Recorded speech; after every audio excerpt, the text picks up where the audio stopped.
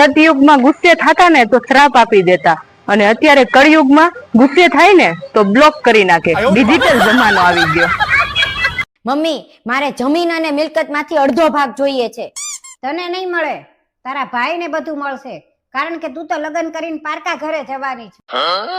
ઉભી રે, રસોઈ કરી. હું કામ બનાવું? ભાઈને કે ને, હું તો પારકા ઘરે જવાની છું. કોઈ આપણને એમ કે ને કે ખોટું ન લાગે તો એક વાત કહું, ત્યારે આપણને ખોટું લાગે એવી એક વાત એવી કહી દે ને કે આપણને ચપ્પલેથી મારવાનું મન થાય, ચપ્પલેથી. મનીષા, આ વખતે આપણે હોળી કરવા બહાર જવું છે? આ આવી તે દિવસની ઘરમાં હોળી તો કરે છે, હવે તારે કેટલીક કરવી છે? પારુલ, ગાંધીજીના પપ્પાનું નામ શું હતું? જયંતિ. શ્રી જયંતિ. કરમચંદ ગાંધી હતું. તો પછી કેલેન્ડરમાં ગાંધી જયંતિ કેમ લખેલું આવે? એ મારા બાપ ચાહે આવી હે તું. તમે એને પહેલા જેવા યાદ નહીં, હવે તો હા બદલી ગયા હો. આ તે બદલી જ જાય ને, ગાંડા જેવો ચા સુધી રહું. આશ્ચર્ય મારે અંતમાં બધાય બદલાનો તને. મમ્મી, આજે તમે વાસણ ઉટકી નાખજો ને, મારું માથું બહુ ફરે છે. એને કે થોડી વાર ઊભું રહી જાય, વાસણ થોડાક જ છે, પછી ભલે ફરતું. હું તને જે સવાલ પૂછું ને એનો હા કે ના માં જવાબ આપજે. ઓકે. તે સેડા ચાટવાનું બંધ કરી દીધું? ના.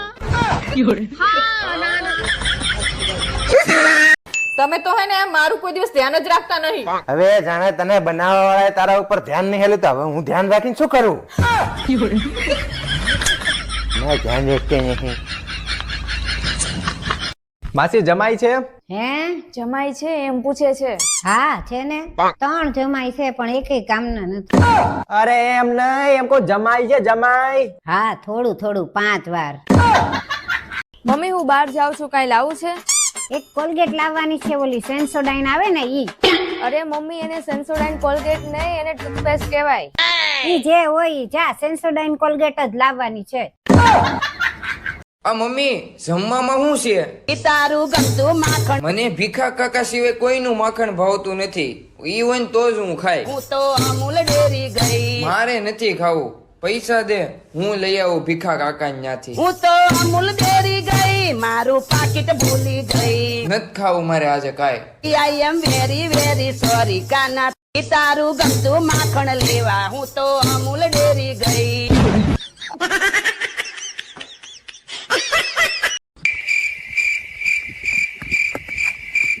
હવે તો ફોન મૂકીને હુઈ જા ડોફા.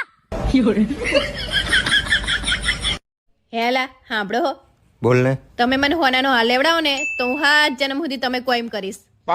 હોનાના હારની હંગાત હું તને હોનાની બંગડીએ લેવડાઈશ, પણ વાત રહી ને એ આ જન્મમાં જ પૂરી કરી નાખ. બેન કઈક આપો ને, બહુ ભૂખ લાગી છે.